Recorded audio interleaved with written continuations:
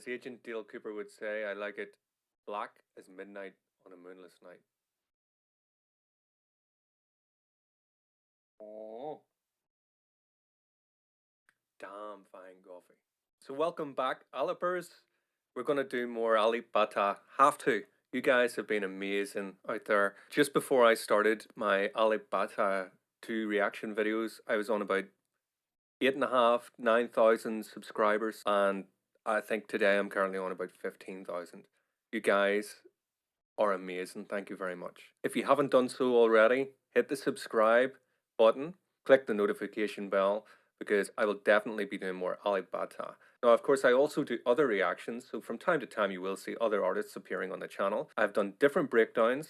I have original music, some piano covers, quite a lot on my channel, and some of you have been drifting into the other videos because I've seen some comments in there as well. Thank you very much for checking out my music. Music is my life, and to be able to share the music that I make with people, it's a lovely feeling.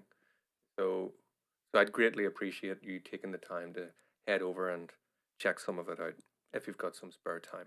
But today, it's all about alip. So let's get started with his Linkin Park cover of Numb.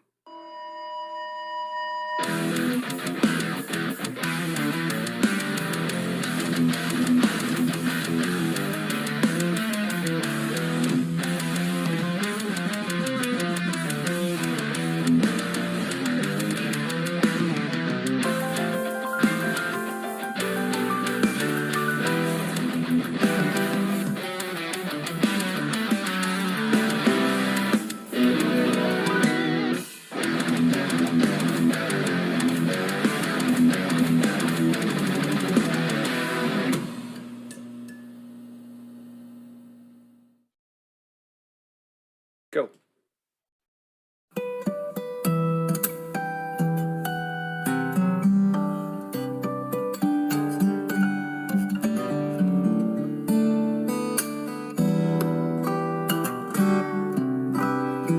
Oh yeah.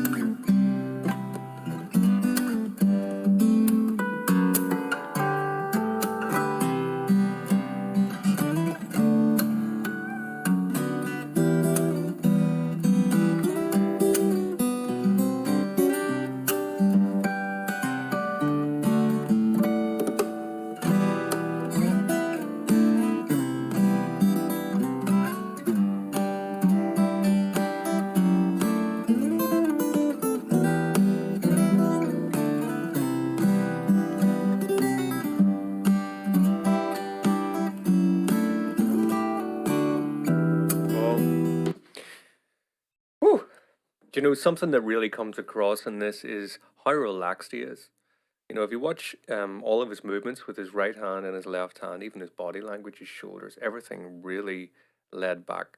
So very ornate and decorative arrangement, which would, you know, take a lot of concentration, not only mentally to prepare and sort of be ahead of the game, ready for everything coming up, but then physically also get all of this ready and in order. So what's really impressing me is he seems to be completely unfazed by the amount of information. There's no jerky movements, nothing quickly trying to get a little percussive tap in here or remembering to do this or that. Everything is really what they call poetry in motion. It's the equivalent of, say, like a rally driver or an F1 driver, you know, navigating a very difficult course at high speed, obstacles, different cars, and, you know, the heart rate really slow, hardly blinking. You know, he's in that sort of zone, just everything flowing so well despite all of that. Also, as the third reaction to alip, this one does feel a little bit more complex than the other ones I've listened to. And I love complex music. So whether it's multi-layered music or whether it's solo arrangements, whatever it is, when there's a lot of things happening, a lot of nuances, I particularly find that exciting as a musician to listen to. But I must compliment him on one thing. He's got a lot of information happening without overdoing it, in my opinion. So now that's obviously subjective, and it's all within personal taste as to, you know, maybe some people that watch this feel like he's doing too many things. I feel like he's got just the right amount of his own personality in the arrangement put in without going overboard, so you can still really hear the essence of the song. Now, Linkin Park are not a band that I would be necessarily a big fan of. I don't dislike them, but it's just I listened to a lot of different types of heavier bands back when Linkin Park came out, and Linkin Park didn't really click with me. So I kind of missed the boat. I'm obviously familiar with this song, though I've heard it before. So in terms of the key, it does seem to be in standard tuning, this one. So we're in E minor, I think, with the chord progression being E minor to C major, to G major, to D major, which is a very common kind of pop progression, really. You know, if we're in the key of E minor, like I said, then we're going to the sixth, which would be C major, and going to the G, which would be the relative major of E minor. They're both in the same key signature. And then the D chord would be the fifth from the G. And then that's the seventh of the E, if you like. In terms of the arrangement, let's see on the piano, what could we do?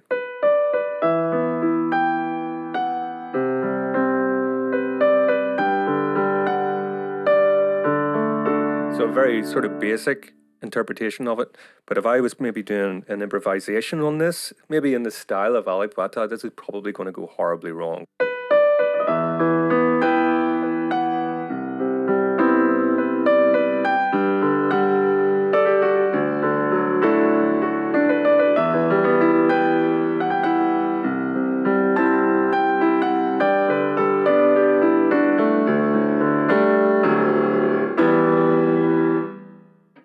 So that's obviously improvising around the keys, trying to keep the melody and some sort of semblance of the original in there.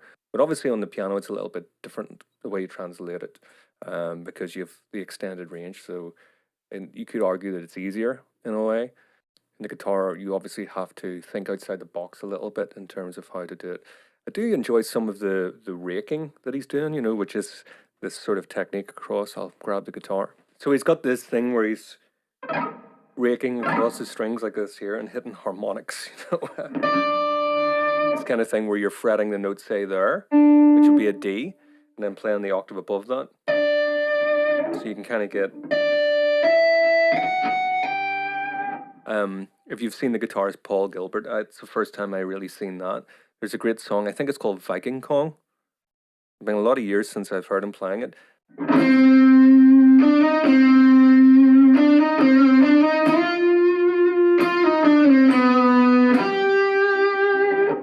Which is a great harmonic minor type thing. It's like an homage to Yngwie.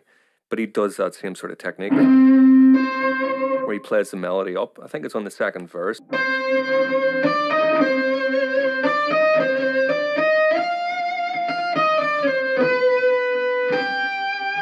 Obviously I haven't practiced that, so it's a wee bit ropey sounding, apologies. But it's the immediate place that my brain went to whenever I sort of see these kind of octave harmonics happening. Alip obviously is doing it unassisted without any electrical assistance, all acoustically, which is probably even more impressive. Although whenever you play electric guitar, especially with distortion, you do have your own challenges to sort of make sure you don't have too much noise and different problems. You know, everything gets picked up very loudly on the electric guitar. Any sort of little fluffs or mistakes like that.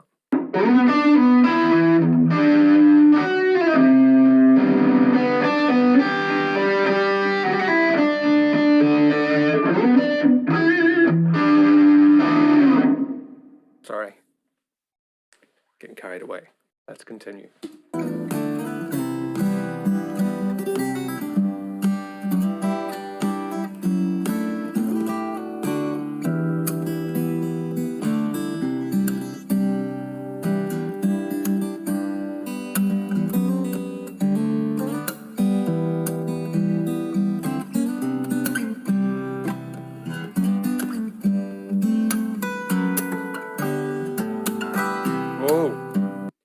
Polyrhythm. Lovely syncopation on this counter melody. B, A, G.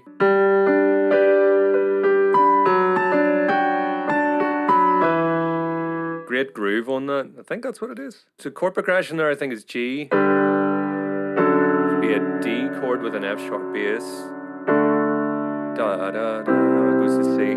Listen to that counter melody. Da da da da da, B A G A B. See if I can play along with this.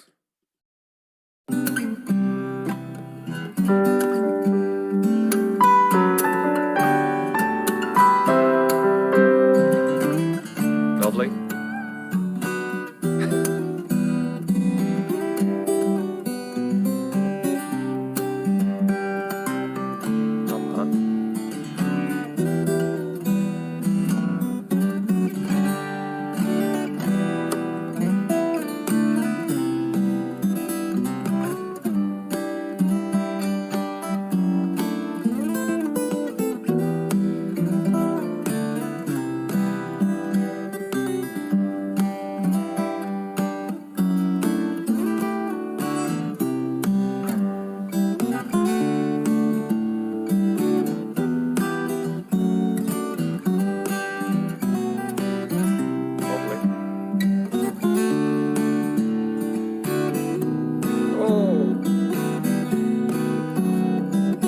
B7 chord.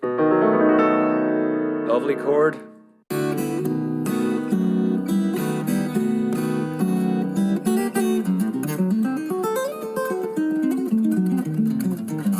What? That sounded like a diminished run.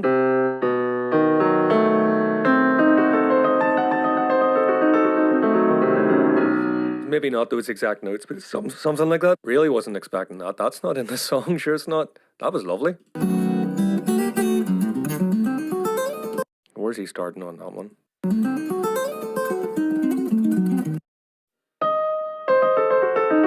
Yeah, so I think he's playing an F sharp diminished chord. He's got something like this, which is very classical sounding. You know, you get that happening in Beethoven and in Mozart. I think you can find that in one of the Beethoven piano sonatas. It's not coming to me off the top of my head. It's this type of thing. Where we get something like this.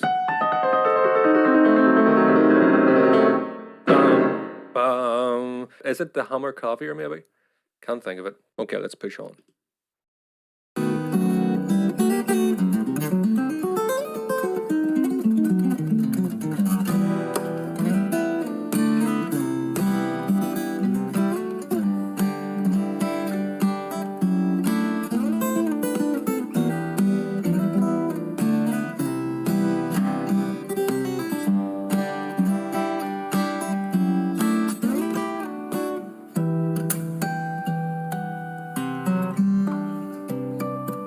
Harmonics are so clear.